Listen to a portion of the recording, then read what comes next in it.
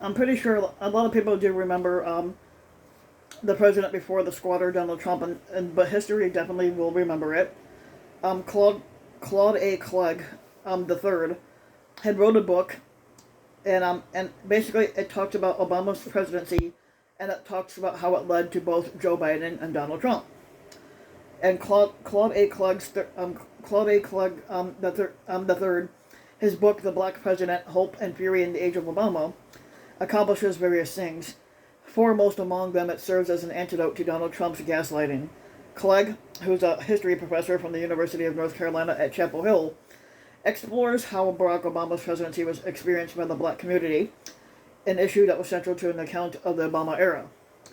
In addition, Clegg punctures many of the myths about Obama's administration that had been endlessly repeated by Trump and his sycophantic inbreds. When Obama took office in 2009, America was teetering on the verge of economic collapse. The Illinois Democrat policies not only prevented another Great Depression, but it saved multiple industries and put the country on a path towards long-term prosperity. Trump inherited that economy, and he falsely claimed credit for it over and over again during his four-year term in office. With the unwitting complicity of the media, which obsessed over his every move, Trump then tried to erase Obama's other achievements, both as policies and from the public's memory, so that they would either disappear forever, or if they happened to be popular, they would get attributed to him. Obama's record on issues from immigration to foreign policy has either been downplayed or revised. Um, Obama's presidency was virtually scandal-free, while Trump's term in office resulted in two impeachments for highly justifiable reasons, a fact that no one bothers to fucking mention. But this kind of gaslighting can only succeed when there is a narrative void, one which malicious actors operating in bad faith can take license to fill with self-serving revisionism. Clegg's book is a comprehensive rebuttal to those efforts, and it comes not a moment too soon. While Obama was certainly not a perfect president, he was more successful at pushing through democratic policies than any president of the previous half-century. His election in 2008 and subsequent success at governing appeared to be to forge a viable long-term political coalition, forcing the far right to resort to literal fascist techniques in order to short-circuit an era of likely democratic dominance. If the story of the 21st century is going to be told correctly, Obama's leadership needs to be remembered. He came close enough to dashing the dreams of economic and social reactionaries that they elected a sub-Paris Hilton reality TV star, trafficking in demonstrable lies as a panic-less effort to alter the course of history. In so many words, Obama succeeded, if not entirely in the way that he had hoped. If Democrats want to again capture the political momentum, they can't allow the lessons of Obama's presidency to be lost and distorted. And somebody spoke to Clegg recently about the book and the Obama legacy. Um, Basically, the question that was asked was, you talk about making sure that the history of the recent past is understood because the right-wing misinformation might otherwise fill that void. And what lies are being told about Obama's presidency, and what specific myths do you see being perpetuated that need to be debunked? Basically, there have been several lies about Obama's administration. We could start with the original sin of birtherism, like the fact that this guy was not even born here and thus was not legitimate. Of course, this gave the rise of Donald Trump within the Republican Party. His ascendancy was based on that lie. Even though Trump in 2016, right before the election, had his press conference and said, "Oh, I don't believe in this anymore," he was still peddling the whole notion that that it was illegitimate to have a black president in the first place. But there was a philosophy in the Republican Party tied very close to the whole idea that it is illegitimate to have a black president and that Barack Obama had no business being in the White House at all. That was one of them. But then there is also this notion that once Trump comes into office, he can take credit for all the good things that were happening in the economy, which he had nothing to do with. Creating jobs and employment going down and so forth, which was a trend of the Obama presidency, and a trend that was in play long before Donald Trump declared that he was running for office in 2015, and certainly before he assumed office in 2017. This notion of a Trump economy, which was his doing, as opposed to this being years in the making over the course of the Obama years, would be the other big lie that Trump peddles. And there are many more. Immigration is another one. The idea of the Obama administration just having open borders until Trump showed up and planned to build his wall. Of course, we know that Obama was being criticized as being the deporter in chief while he was president. He deported hundreds of thousands of people over the course of his presidency, as you stated in one of your articles. The immigration issue was never satisfactorily resolved by either Trump or Obama. but it was not the case that the Democrats had an open border when anyone could come in, and you needed to have Trump to come in and build a wall and deport people and put them in cages. Obama was actually harder on the immigration issue than many in his coalition would have liked to have said. Of course, there is a DACA, which is the Deferred Action for Childhood Arrivals, which softens some of the rougher edges of his immigration policy. But there is a myth that Barack Obama was soft on immigration. Actually, he enforced the law in ways that many in his own coalition saw as problematic. His thinking was that if he was enforcing the law, Republicans would see it and say, this guy is not soft on immigration, maybe we can make a deal with him, and so forth. But as you know, the Republican Party was trending more and more toward a very hardcore nativism that made any kind of deal on immigration impossible. The zone is flooded with all this misinformation and disinformation about Obama during the course of the Trump squadancy. I think that makes it necessary for historians to really get on record with the fact pattern of Obama's presidency.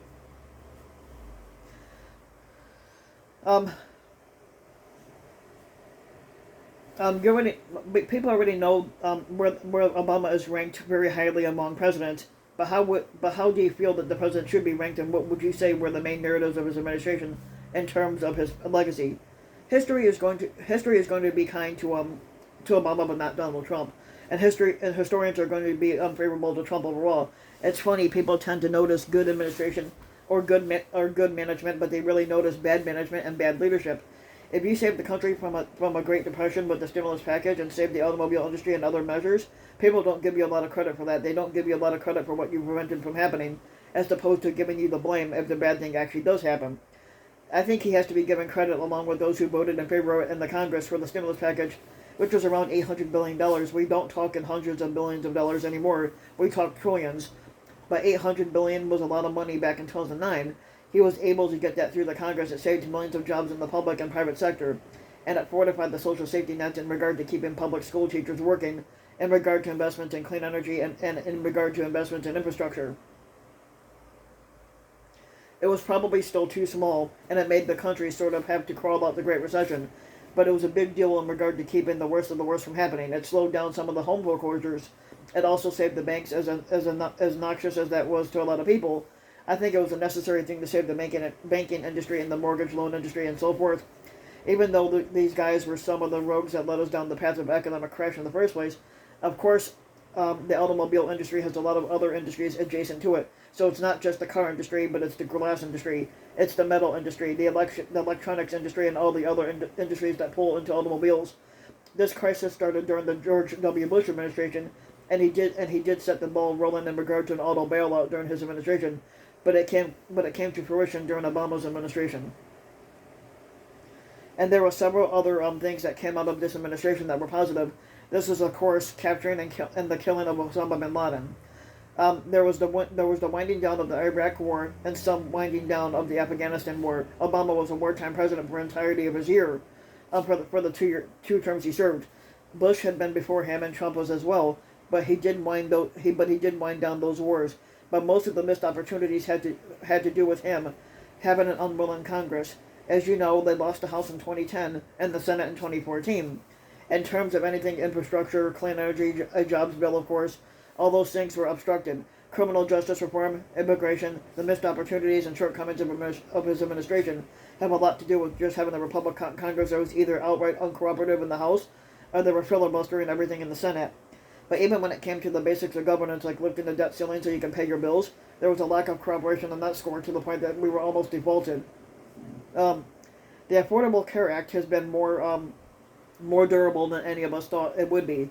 It survived some challenges from the Supreme Court and the Trump administration and so forth, but it is more or less a middle ground between our previous system and a system that may not be single payer, but it will approach a system more robust than anything that Obama was able to put into place. Maybe a public option is on the table, I don't know, but Medicare for all. But I think he set it into motion that this idea that the government has an obligation to provide health care and make it accessible to people in the richest country in the world. I think that with that idea, that health care is a right, and it has been sort of naturalized by the Obama administration. I think an administration in the wake of a pandemic is going to push this even further. But let's jump to Joe Biden for a moment here. And I want to discuss Joe Biden for a moment because it occurs to me that Biden, like Trump, could never have become president without Obama, but for different reasons. Biden is to Obama what George Bush Sr. was to Ronald Reagan, and in that he was the clear successor to a political brand. If if Biden had not been Obama's vice president, it's absurd to think that he would ever been nominated in 2020. He would have been an elderly former senator from a moderate state with a moderate record. But people talk a lot about how Trump needed Obama to become president, but that's just as much as true of Biden, if not more so. I'm curious how you feel about Biden's presidency as part of the larger story of the Stop the Gap. And it's a great question. I remember that Biden said that he was an Obama-Biden Democrat, which is an interesting characterization. It's a very clear appeal to black voters and the Obama coalition that young voters, like the urban ones and so forth. I think that you're exactly right about this, that he needed Obama's brand. Honestly, without it, he looks like all the other people who are running, but even less interesting because he's very much a creature of Washington. This is a guy that's damn near 80 years old, and he's the oldest president to ever have been elected. And this is his third run for the office. He would almost look a bit pathetic, actually, to a lot of people, but for the fact that he was a loyal, incapable vice president under the presidency of Barack Obama. Obama served for 2 terms and was the last 2-term Democratic president who had convention margins in the House and the popular vote and in the Electoral College vote.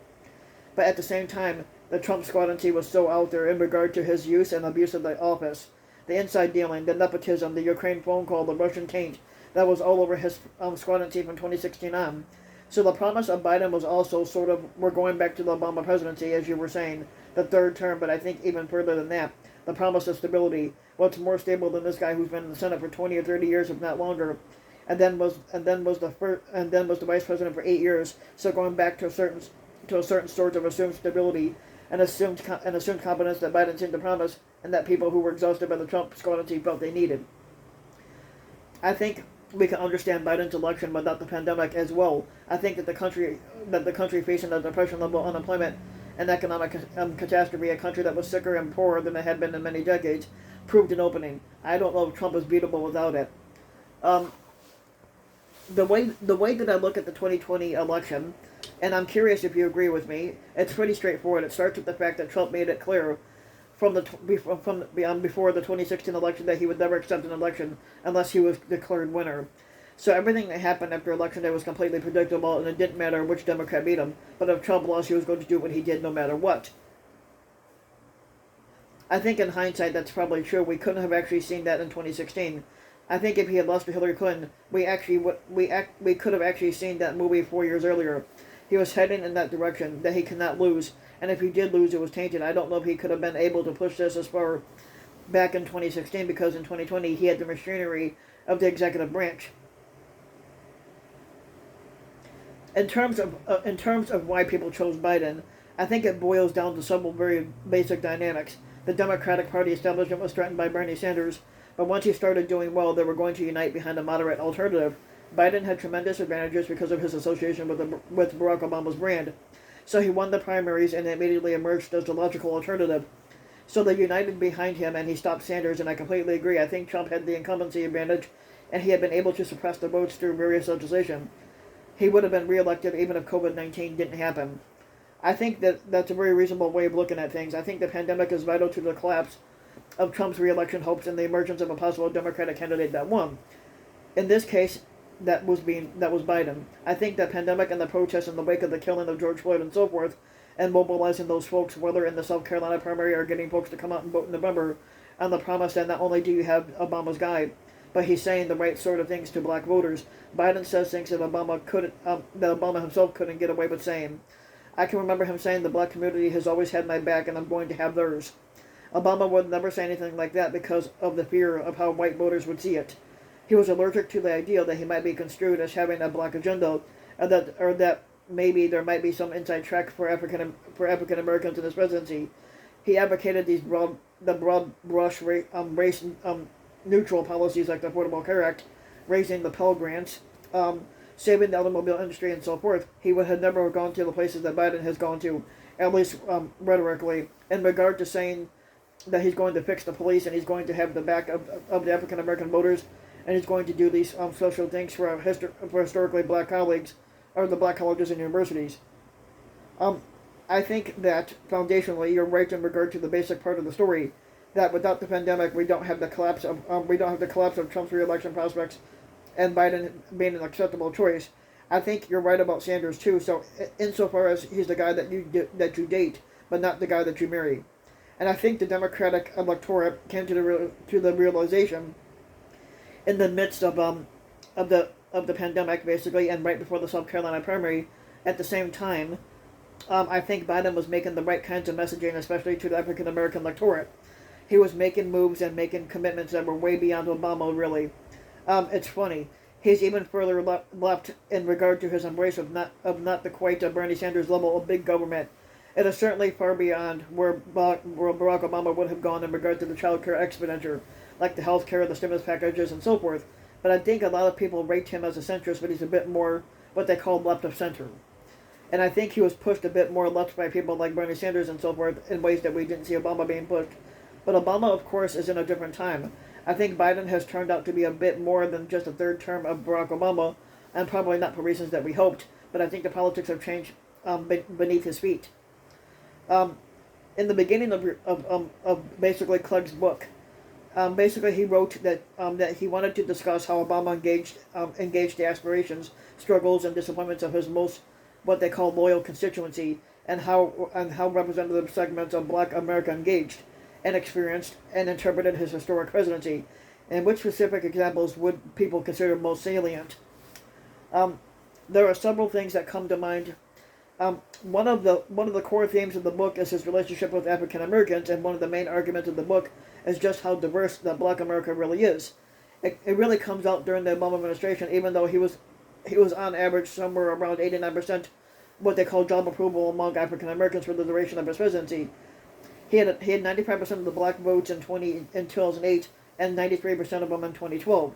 And there was an array of reactions, like experiences and imaginings of the Obama presidency from various cores of the black community during this time frame. One of the tensions that really showed the diversity of the black opinion of him is this notion of what he owed as the first black president to the larger black community. And there were those who would argue, well, this guy got 95% of the black vote in 2008. He owes you. You do something for me, and I'll do something for you. Even beyond that, in the face of this economic catastrophe, African Americans are at the bottom of it. They suffered the highest poverty rates. They suffered the highest unemployment. They have suffered the highest home foreclosure rates. And you just go across the board with every metric and statistic. And so the idea was even beyond Obama getting such a high share of that vote because they're at the bottom of this economic crisis. He had a moral obligation, and the country had a moral obligation to address this most vulnerable group.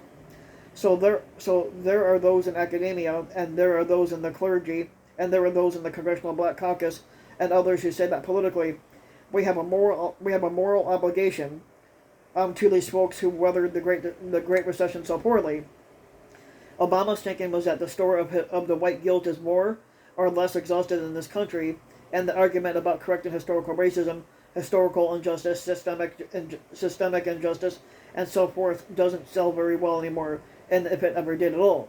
So a person who is trying to get a second term to get reelected cannot target remedies towards one particular group, no matter how deserving, no matter how much they've suffered, no matter about arguments about historical injustice and discrimination and ongoing systemic racism and so forth. That just doesn't apply with the majority of the electorate, which is mostly white. Now, most of the folks who voted for Obama were white Americans or white voters. So instead of a targeted remedy that were designed to address a particular situation among African Americans, he instead put in place or advocated for the broad brush policies that on their face were race neutral. But if you looked under the hood, these universalists policies promised additional or extra or disproportionate benefits to the most vulnerable, which included the African Americans.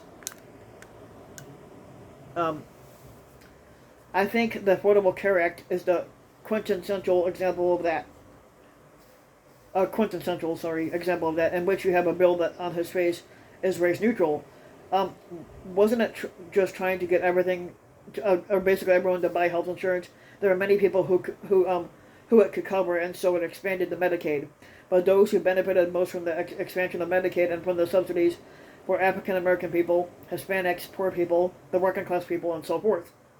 But look at expanding the Pell Grants. You're helping all students who needed this particular government assistance to afford college, Again, if you looked under the hood, it's African Americans and others, working class people, poor people, who are benefiting from the Pell Grants disproportionately.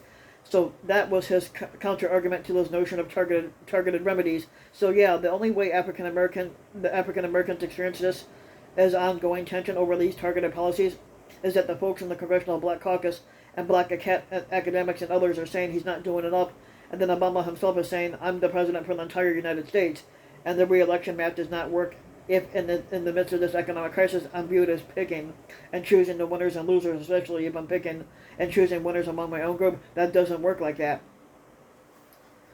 So so if you like the video, give the video a like and subscribe to my channel, RBW King, and also hit the notification bell so that you'll be notified when a new video comes out, and thanks for listening.